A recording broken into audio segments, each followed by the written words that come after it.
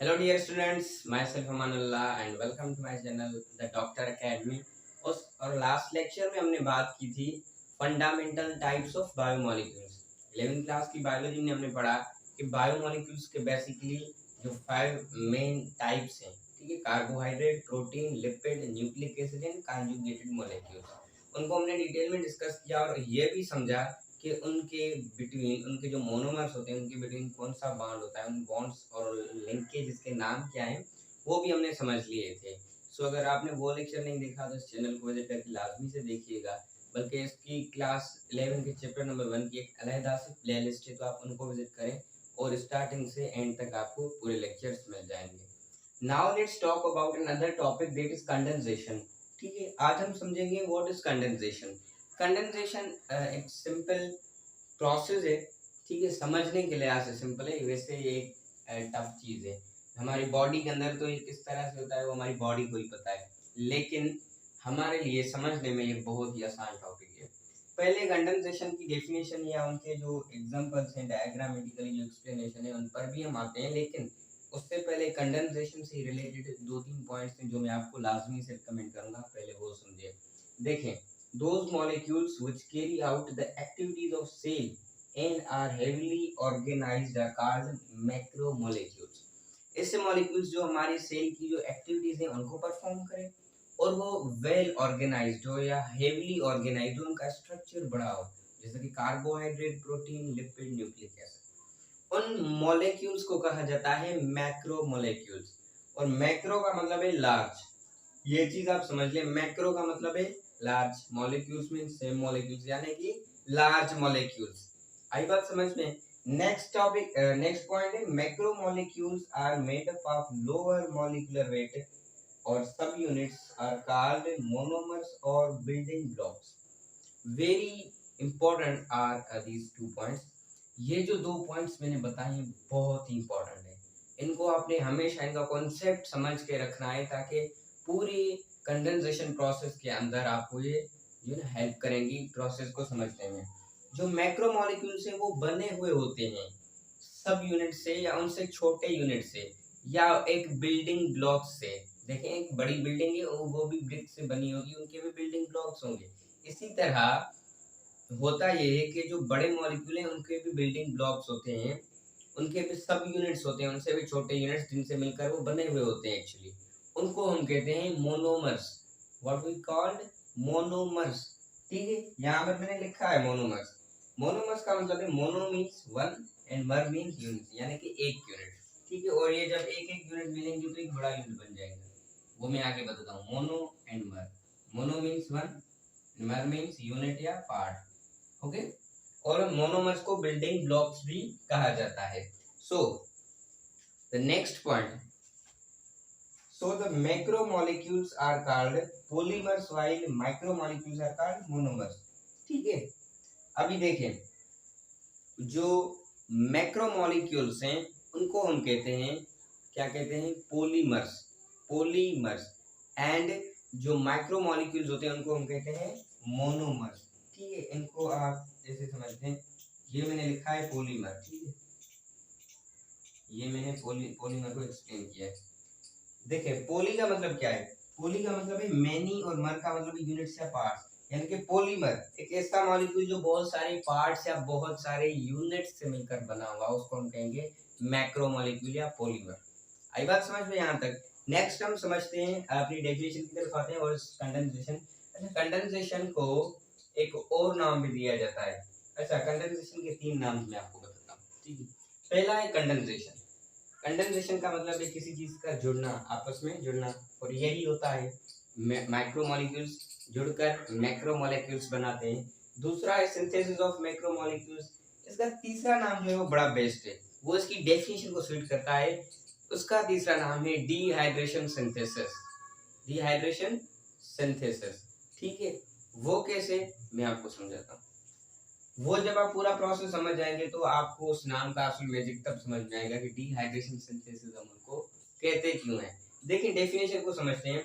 The process of giving the process of joining two monomers by removing water molecule is called condensation. देखिए भाई, कुछ पाने के लिए कुछ खोना पड़ता है। अब दो मॉलिक्यूल्स को जब आप कंबाइन करेंगे तो वहां से एक वाटर का मॉलिक्यूल आपको रिलीज करवाना पड़ेगा, बल्कि खुद ही होगा, मैं ऐसे जनरल बोल रहा हूँ, आपको करवाना पड़ेगा। यानी कि जब दो मोनोमर्स कंबाइन होकर एक डायमर बनाएंगे, मोनो का मतलब है वन, डाई का मतलब है टू, मोनोमर और मोनोमर यानी कि एक और एक जब मिलेंगे तो दो बनेंगे यानी कि di, monomer plus monomer is equal to dimer, या इनको आप सिंपली पॉलीमर भी कह सकते हैं, लेकिन डायमर और भी बेस्ट रहेगा। जब ज्यादा मोनोमर्स मिलेंगे तो आप उनको पॉलीमर कह सकते हैं, सिर्फ दो मोनोमर्स मिले तो आप उनको डायमर कह दीजिएगा। ठीक है, देखें ऐसा प्रोसेस जिसमें दो मोनोमर्स मिले डायमर बनाने के लिए या ऐसे कहें पॉलीमर बनाने के लिए, तो वहां से वाटर का मोलेक्यूल रिलीज होगा। ठीक है, वो कैसे, वो हम यहाँ पर समझते हैं डायग्रामेटिकली।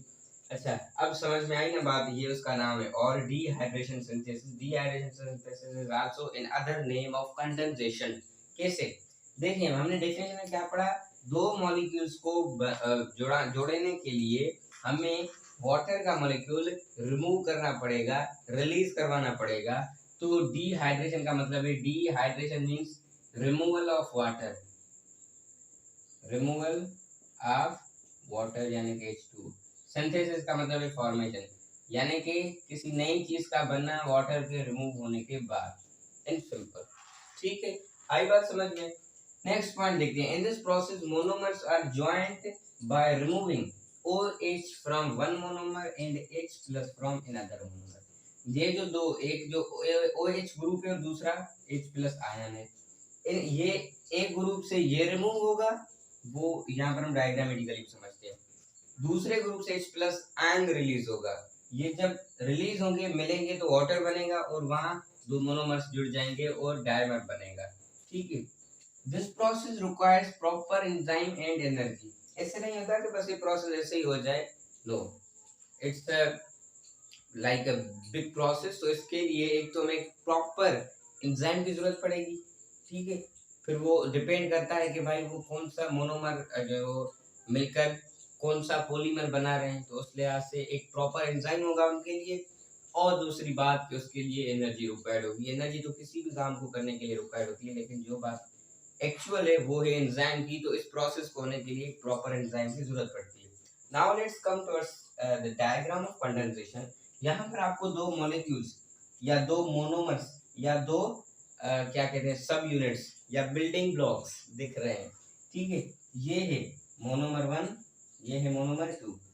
ठीक है, ये इस मोनोमर का OH ग्रुप है, ये उसका H हाइड्रोजन है उसकी। ठीक है, ये इसका OH ग्रुप, ये इसकी हाइड्रोजन।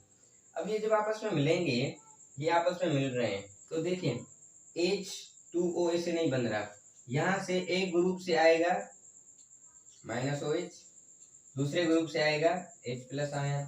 ठीक है, आप जनरली समझ लें, केमिस्ट्री की डेप्थ में ना जाए, इस कॉन्सेप्ट को आप जस्ट समझ लें। ठीक है, तो एक ग्रुप से OH ग्रुप रिलीज होगा, दूसरे से H प्लस आयन, तो बनेगा क्या, यहाँ पर हमें मिलेगा वाटर, यहाँ पर मिलेगा वाटर, जो मैंने यहाँ पर लिखा भी है। ठीक है, इसके बनने से ये वाटर रिलीज हो रहा है। ठीक है, H2O, so this is the formula of water, H2O। ठीक है, आई बात समझ में।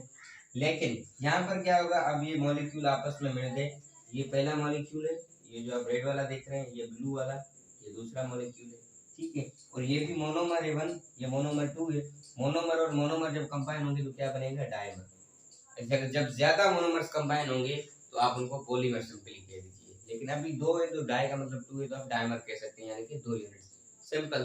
ठीक है, तो ये यहाँ तक हो गया। अब ये बन गया हमारे पास एक नया molecule with the help of condensation process. I was समझ में, this is very simple process, simple topic. You know what, यहाँ पर पहले इसके जो तीन नाम है आप उनको याद रखें। देखिए इनके नाम्स में ही एक ऐसा मैजिक है जो आप इनके आधे कॉन्सेप्ट को तो इसके नाम से ही समझ जाते हैं। लिसन नाउ, पहला नाम इसका कौन सा है, कंडेंसेशन प्रोसेस, कंडेंसेशन प्रोसेस। दूसरा है सिंथेसिस ऑफ मैक्रोमोलेक्यूल्स, और तीसरा है dehydration synthesis, formation of a macromolecule by removing a water molecule. Is that clear? So that's all for today. I hope you'd enjoy this lecture और आपको कुछ समझ में भी जरूर आया होगा.